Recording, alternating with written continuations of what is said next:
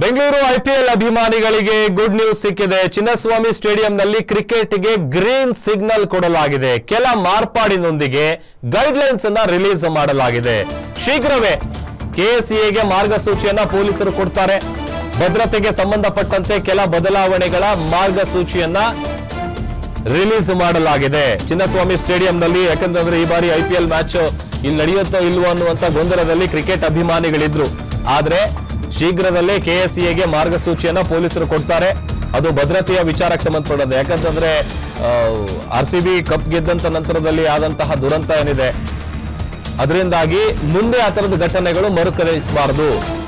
ಭದ್ರತೆಯ ವಿಚಾರದಲ್ಲಿ ಯಾವುದೇ ರೀತಿಯಾದಂತ ಲೋಪ ಆಗಬಾರ್ದು. ಬರೋದಕ್ಕೆ ಹೋಗೋದಕ್ಕೆ ಪಾರ್ಕಿಂಗ್ ವ್ಯವಸ್ಥೆ, ಪಿಕಪ್ ಡ್ರಾಪ್, ಆಮೇಲೆ ಓಡಾಡೋದಕ್ಕೆ ಅಲ್ಲಿ ಜನ ಸೇರ್ತಾರೆ, ಅಂತದಕ್ಕೆಲ್ಲ ಏನು ತೊಂದರೆ ಆಗಬಾರ್ದು. ಆ ನಿಟ್ಟಿನಲ್ಲಿ ಭದ್ರತೆಯ ವಿಚಾರಕ್ಕೆ ಸಂಬಂಧಪಟ್ಟಂತೆ ಕೆಲವೊಂದಷ್ಟು ಬದಲಾವಣೆಗಳನ್ನ ಮಾಡಿ ಅದಕ್ಕೆ ಸಂಬಂಧಪಟ್ಟಂತ ಮಾರ್ಗಸೂಚಿಯನ್ನ ನೀಡೋದಕ್ಕೆ ಈಗ ಮುಂದಾಗಿದ್ದಾರೆ. ಚಿನ್ನಸ್ವಾಮಿ ಸ್ಟೇಡಿಯಂನಲ್ಲಿ ಕ್ರಿಕೆಟ್ ಆಯೋಜನೆಗೆ ಕೊನೆಗೂ ಗ್ರೀನ್ ಸಿಗ್ನಲ್ ಸಿಕ್ಕಿದೆ.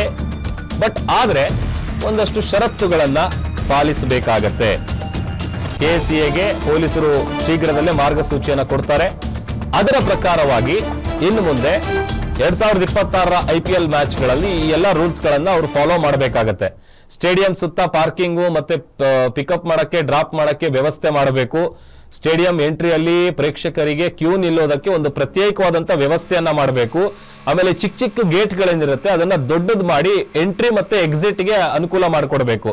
ಅದನ್ನ ಇಲ್ಲ ಅಂತಂದ್ರೆ, ಯಾಕಂದ್ರೆ ಆ ಗೇಟ್ ಓಪನ್ ಮಾಡದಂತ ಸಂದರ್ಭದಲ್ಲೇನೆ ಒಮ್ಮೆಲೆ ಎಲ್ಲ ಒಳಗೆ ಹೋಗೋದಕ್ಕೆ ಹೋದ್ರು ಆಗ್ಲೇನೆ ಕಾಲ್ ತುಳಿತ ಸಂಭವಿಸಿದ್ದು ಚಿನ್ನಸ್ವಾಮಿ ಸ್ಟೇಡಿಯಂ ಬಳಿ. ಅದ್ರ ಜೊತೆಗೆ ಹೆಣ್ಮಕ್ಳು ಮತ್ತೆ ಚಿಕ್ಕ ಚಿಕ್ಕ ಮಕ್ಕಳ ಪ್ರವೇಶ, ಅದ್ರ ಜೊತೆಗೆ ಎಕ್ಸಿಟ್, ಇದಕ್ಕೆ ಏನಿರುತ್ತೆ ಅವರಿಗೆ ಸಪರೇಟ್ ಒಂದು ವ್ಯವಸ್ಥೆ ಮಾಡಬೇಕು.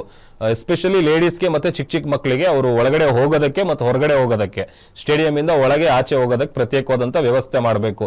ಅದರ ಜೊತೆಗೆ ಬಹಳ ಇಂಪಾರ್ಟೆಂಟ್, ವೈದ್ಯಕೀಯ ಆಂಬ್ಯುಲೆನ್ಸ್ಗೆ ಪ್ರತ್ಯೇಕ ಮಾರ್ಗದ ವ್ಯವಸ್ಥೆ ಇರಬೇಕು. ಇದೆಲ್ಲ ಕೂಡ ಆ ಒಂದು ಗೈಡ್ ಲೈನ್ಸ್ ನಲ್ಲಿ ಇದೆ.